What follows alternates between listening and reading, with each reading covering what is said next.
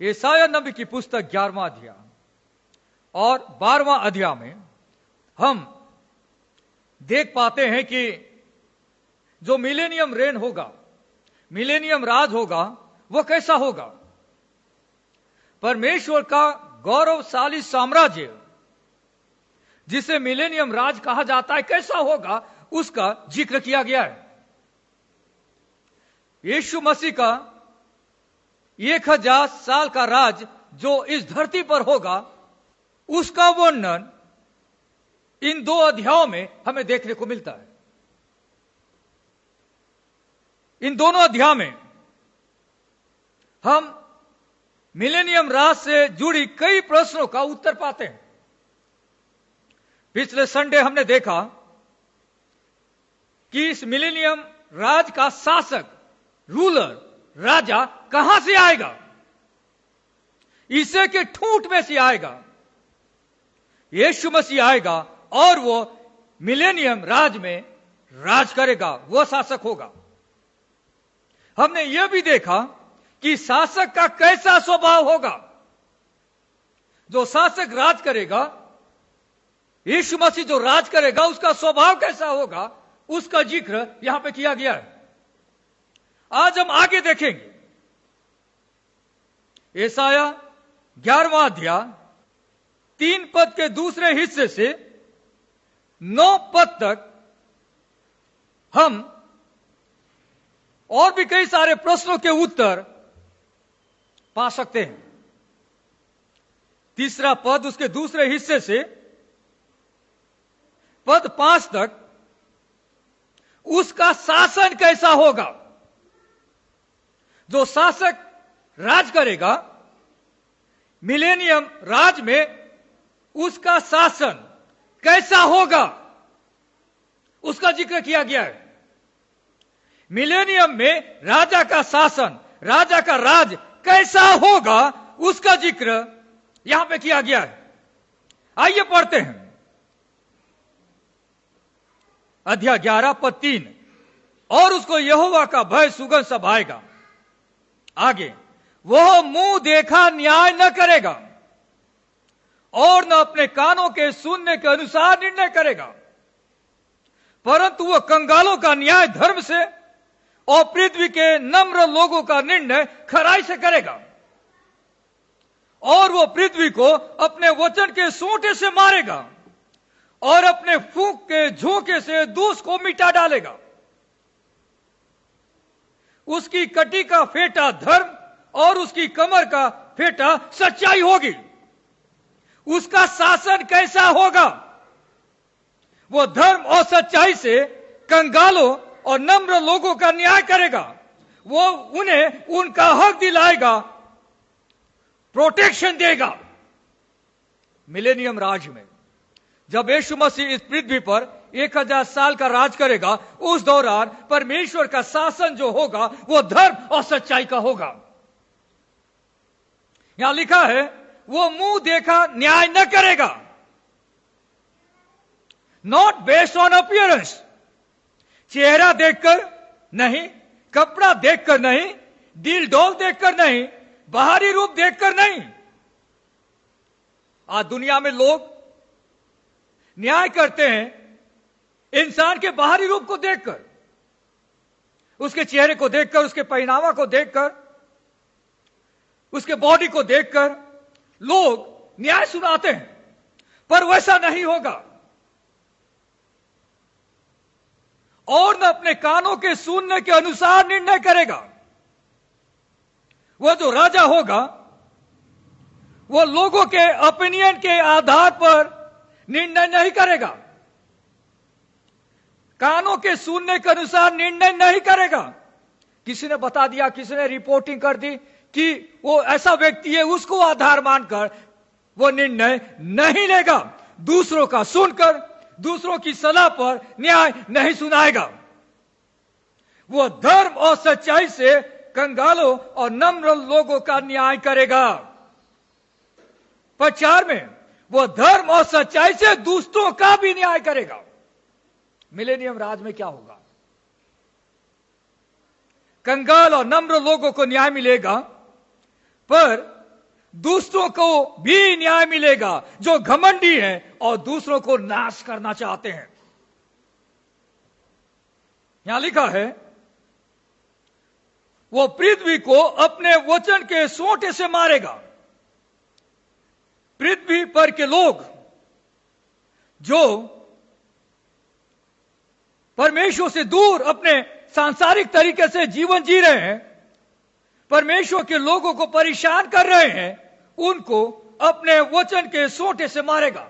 एक राजा अपने शब्दों के द्वारा पृथ्वी के उन लोगों को जो सांसारिक है, परमेश्वर के कार्य में रुकावट पैदा कर रहे हैं, उन्हें अपने वचन के सोंटे से मारेगा।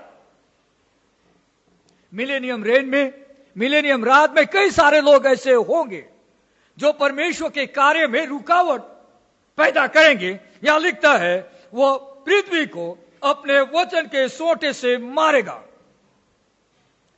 उसके वचन में ऐसा जजमेंट होगा जिससे वे नष्ट किए जाएंगे। और आगे लिखता है, और अपने फूंक के झोंके से दुष्ट को मिटा डालेगा। जो दुष्ट है उनको शासक अपने फूंक के झोंके से मिटा डालेगा। दुष्ट लोग नष्ट किए जाएंगे, दुष्ट लोग नष्ट किए जाएंगे। नाश करने वाला व्यक्ति ही नाश हो जाएगा, नाश हो जाएगा। और आगे पद 5 में लिखा है, धर्म और सच्चाई उसके राज्य का अभिन्न अंग होंगे, जिस प्रकार कमर का बेल्ट और कमर का फेटा एक दूसरे के अभिन्न अंग हैं। देखिए यहाँ पर लिखा है कटी का फेटा, यानी जब हम पैंट पहनते हैं यहां पे तो हम लोग बेल्ट लगाते हैं, और दूसरा यहाँ लिखा है कमर का फेटा, जैसे हम लोग सैश बोलते हैं, जिसे हम लोग इस प्रकार पहनते हैं, फेटा, कमर का फेटा यानी फीता पहनते हैं। दोनों वस्त्र का हिस्सा है। वो ये बताना चाह रहा है कि धार्मिकता और सच्चाई दोनों परमेश्वर के राज्य में दिखेगा। धार्मिकता और सच्चाई दोनों परमेश्वर के राज्य में दिखेगा। इसलिए मैंने आपसे कहा कि उसका शासन कैसा होगा। मिलेनियम में 1000 साल का जब राज होगा तो उसमें धर्म और सच्चाई का उसका शासन होगा। वहां पे धार्मिकता और वहां पर सच्चाई देखने को मिलेगी। पर 6 से आगे में 9 तक वहां पर एक और बड़े प्रश्न का उत्तर है। उस राज की विशेषता क्या होगी। उस राज्य यानी मिलेनियम राज की विशेषता क्या हो। देखिए पढ़ते हम आगे 5 देखिए 5 से आगे में, तब भेड़िया भेड़ के बच्चे के संग रहा करेगा। ध्यान से देखिएगा, कई सारे एनिमल्स के नाम यहां पर आए हुए हैं, जानवरों के नाम है ना, आप ध्यान से देखिएगा। यहां लिखा है मिलेनियम राज में जो जानवर होंगे, एनिमल किंगडम होगा, उसका जिक्र यहां पे किया गया है। आज हम लोग एनिमल्स देख रहे हैं, जानवर देख रहे हैं, पशु देख रहे हैं। जब यीशु मसीह दोबारा इस धरती पर आएगा और 1000 साल का जो राज होगा इस धरती पर, उस दौरान एनिमल्स जो होंगे, जानवर जो होंगे, पशु जो होंगे, वे किस प्रकार का स्वभाव रखेंगे, उसका जिक्र यहां पे किया गया है। देखिए यहां पर लिखा है भेड़िया भेड़ के बच्चे के संग रहेगा, चीता बकरी के बच्चे के साथ बैठा करेगा, बछड़ा और जवान सिंह और पहला पोसा हुआ बैल तीनों इकट्ठे रहेंगे, और एक छोटा लड़का उनकी अगुवाई करेगा। गाय और रिछनी मिलकर चरेंगी और उनके बच्चे इकट्ठे बैठेंगे, और सिंह बैल के समान भूसा खाया करेगा। दूध पीता बच्चा करेत के बिल पर खेलेगा, और दूध छुड़ाया हुआ लड़का नाग के बिल में हाथ डालेगा। मेरे सारे पवित्र पर्वत पर न तो कोई दुख देगा और न हानि करेगा। उस राज्य की विशेषता शांति और मेल मिलाप, शांति और मेल मिलाप की मौजूदगी वहां पर होगी। बनेली पशु और घरेलू पशु के बीच में शांति और मेल मिलाप दिखेगा। ध्यान से सुनिएगा, बनेले पशु मतलब जो वाइल्ड एनिमल्स है, और घरेलू पशु यानी जो डोमेस्टिक एनिमल्स है, उनके बीच में मेल मिलाप दिखेगा। आज नहीं दिखता, आज नहीं दिख रहा है, पर मिलेनियम राज में दिखेगा। एनिमल किंगडम टोटली चेंज हो जाएगा।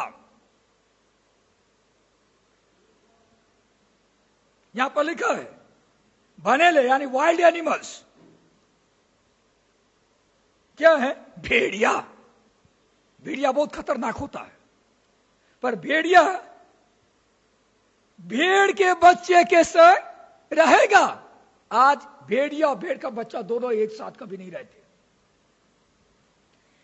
चीता, लेपर्ड, चीता बकरी के बच्चे के साथ बैठेगा, दोनों आपस में दुश्मन है। चीता और बकरी का बच्चा दोनों एक साथ बैठ नहीं सकते, पर उस दिन उस राज्य में यह होगा। बछड़ा, जवान सी और पाला पोसा हुआ बैल तीनों इकट्ठे रहेंगे। बछड़ा, जवान सी और बैल तीनों इस युग में एक साथ नहीं रह सकते, पर उस दिन होगा जब मिलेनियम राज होगा। एक छोटा लड़का उनकी अगुवाई करेगा, छोटा लड़का उनकी अगुवाई करेगा।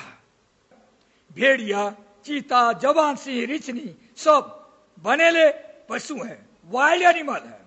भेड़, बकरी, बछड़ा, पाला पोसा बैल, गाय, बैल, ये सब डोमेस्टिक एनिमल है, यानी घरेलू पशु है, पर दोनों के बीच में एक दोस्ती यहां पर देखने को मिलेगी। यानी बनेले पशु और घरेलू पशु के बीच में दोस्ती दिखेगी मिलेनियम राज में।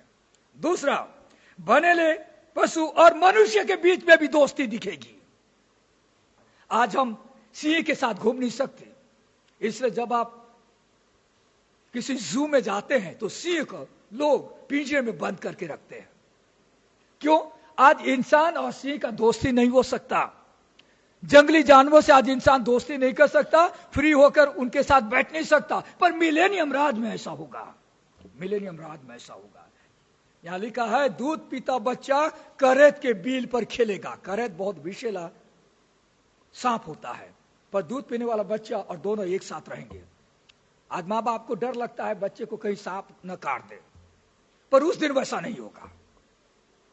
दूध छुड़ाया हुआ लड़का नाग के बील में हाथ डालेगा। नाग जहां पर रहता है वहां पे लड़का क्या है, उंगली घुसाएगा, पर कुछ नहीं होगा, क्योंकि क्या है, एनिमल किंगडम चेंज हो जा रहेगा, कुछ होने वाला नहीं है। उसके बाद इंसान और जानवरों के बीच में जबरदस्त दोस्ती देखने को मिलेगी। इसे कहते मिलेनियम रेन, मिलेनियम राज, जिसका वर्णन यहां पे किया गया है। मैंने आपसे कहा कि उस राज्य की विशेषता क्या होगी? उस राज्य में शांति और मेल मिलाप दिखेगी। इंसान इंसान के बीच में, इंसान जानवरों के बीच में, बनेले पशु और घरेलू पशु के बीच में दोस्ती और सद्भावना दिखेगी। यह उस राज्य की विशेषता होगी। इस प्रकार का राज्य यानी शांति और मेल मिलाप का राज्य कैसे बन पाएगा? कैसे हो सकता है? कैसे हो सकता है? इस प्रकार का राज्य यानी शांति और मेल मिलाप का राज्य कैसे संभव होगा? कैसे संभव होगा? हमने देखा यशायाह नबी की पुस्तक 7वां अध्याय 14 में एक प्रोमिस वहां पे किया गया है। वहां पर एक चिन्ह दिया गया था कि इमानुएल का जन्म होगा, और वो इमानुएल की उपस्थिति वहां पर होगी मिलेनियम में। यीशु मसीह वहां पर रहेगा, परमेश्वर हमारे साथ, यीशु मसीह का प्रेजेंस वहां पर रहेगा, इसलिए हर चीज वहां पे पॉसिबल है। नेचर बदल जाएगा, पूरा सिस्टम बदल जाएगा वर्ल्ड का, और सारी चीजें वहां पे संभव हो पाएगी। वहां पे कर्स जो है यानी पाप का जो श्राप है जो धरती पर आया है, कुछ हद तक मिलेनियम से हटा दिया जाएगा, पर मिलेनियम के अंत में यह पूरी रीति से हट जाएगा जब मृत्यु का अंत होगा। ध्यान से सुनिएगा, परमेश्वर की उपस्थिति के कारण में वहां पे शांति रहेगी, हार्मोनी रहेगा, और वहां पे मेल मिलाप संभव हो पाएगा। आगे देखिए, इसी के दूसरे हिस्से में, पद 9 के दूसरे हिस्से में लिखा है, क्योंकि पृथ्वी यहोवा के ज्ञान से ऐसी भर जाएगी जैसा जल समुद्र में भरा रहता है। पृथ्वी यहोवा के ज्ञान से ऐसी भर जाएगी जैसा जल समुद्र में भरा रहता है। पृथ्वी पर लोग परमेश्वर को जान पाएंगे, परमेश्वर को जान पाएंगे और परमेश्वर के साथ उनका व्यक्तिगत रिश्ता होगा। उस दौरान मिलेनियम में जितने भी लोग रहेंगे सब परमेश्वर को व्यक्तिगत रूप से जानेंगे। इसलिए इस प्रकार का माहौल संभव है, इसलिए इस प्रकार का माहौल संभव है। इसलिए यहां पर लिखा गया है कि पृथ्वी जो होगा परमेश्वर के नॉलेज से, ज्ञान से ऐसा भर जाएगी जैसा जल समुद्र में भरा रहता है। कहने का मतलब यह है कि हर व्यक्ति उस दौरान परमेश्वर के वचन के अनुसार, परमेश्वर की शिक्षाओं के अनुसार जीवन जिएगा मिलेनियम रेन में, मिलेनियम राज में। इसलिए ऐसा संभव हो पाएगा।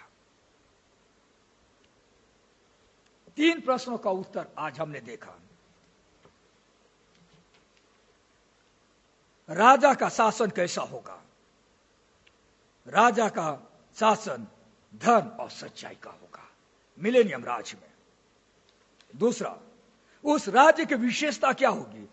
शांति और मेल मिलाप, जहां पर बनेले पशु और घरेलू पशु के बीच में दोस्ती होगी, बनेले पशु और मनुष्य के बीच में दोस्ती होगी, मनुष्य के बीच में दोस्ती बनी रहेगी।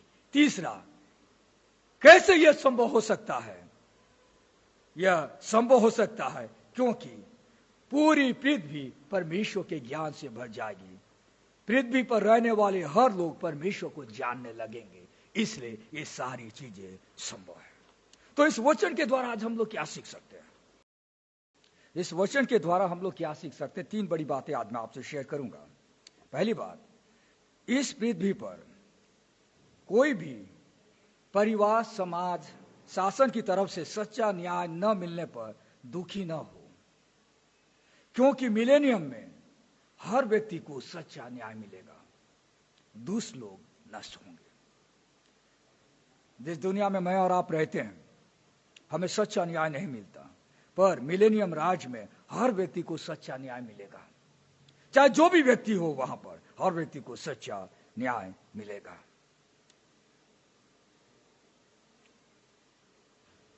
दूसरा, हम मिलेनियम में पृथ्वी पर ग्लोबल पीस को देखेंगे, अनुभव करेंगे, जो पाप के कारण वर्तमान में इस पृथ्वी पर नहीं है। आज दुनिया में वर्ल्ड पीस नहीं है, ग्लोबल पीस नहीं है। एक राष्ट्र दूसरे राष्ट्र से लड़ाई कर रहा है, एक दूसरे को नष्ट करने में लोग तुले हुए हैं। पर मिलेनियम में माहौल बिल्कुल अलग होगा, वहां पे ग्लोबल पीस होगा, पूरे वर्ल्ड में शांति देखने को मिलेगी, क्योंकि उस समय जो प्रशासक होगा वो यीशु मसीह होगा। इसलिए पूरे वर्ल्ड में एक शांति का माहौल होगा, ग्लोबल पीस रहेगा। पीसफुल सीन दिखेगा जब बनेले और घरेलू पशु, साथ ही साथ बनेले पशु व मनुष्य दोस्ती का साथ दिखेंगे। और तीसरा, यीशु को व्यक्तिगत रूप से जानने पर ही लोगों के बीच में शांति निर्मित होती है। जब लोग व्यक्तिगत रूप से प्रभु यीशु को जानते हैं तभी वहां पर शांति निर्मित होती है। किसी भी परिवार में, किसी भी कलीसिया में, किसी भी देश में अगर लोग यीशु मसीह को व्यक्तिगत रूप से जानते हैं तब वहां शांति का माहौल क्रिएट होता है। यीशु मसीह के बारे में जानने से नहीं, यीशु मसीह को जानने से शांति क्रिएट होता है और यह वातावरण बनेगा। मेरे प्रियो, परमेश्वर इस वचन के द्वारा मुझे और आपको बाइबल की महत्वपूर्ण बातों को बताना चाह रहा है कि इन बातों को ध्यान में रखकर हम इस संसार में जीवन जिए। परमेश्वर का वचन मुझे और आपको सही डायरेक्शन देता है कि संसार में हमें न्याय मिले या न मिले, पर दुनिया के हर व्यक्ति को मिलेनियम राज में न्याय मिलेगा और उस राज में शांति और मेल मिलाप दिखेगी। यह संभव हो पाएगा क्योंकि पूरी पृथ्वी परमेश्वर के ज्ञान से भर जाएगी। आइए प्रार्थना करें। प्यारे परमेश्वर पिता, हम धन्यवाद देते हैं सुंदर वचन के लिए, वचन के द्वारा हमसे बातचीत करने के लिए। प्रभु, हम इन दिनों आपके गौरवशाली साम्राज्य के बारे में सीख रहे हैं, उस मिलेनियम राज के बारे में सीख रहे हैं। बहुत बड़ी बड़ी बातें प्रभु आपने वचन में बताई है, जो वर्तमान में इस धरती पर नहीं घट रही, इस पृथ्वी पर नहीं घट रही है। पर प्रभु, आपने इन सारी योजनाओं को तैयार किया, हम धन्यवाद देते हैं। प्रभु, ये वचन हम में से हर एक के लिए आशीष का कारण बन सके। वचन के द्वारा बातचीत करने के लिए धन्यवाद। उद्धारकर्ता यीशु के नाम से हम इस प्रार्थना को मांगते हैं, आमीन।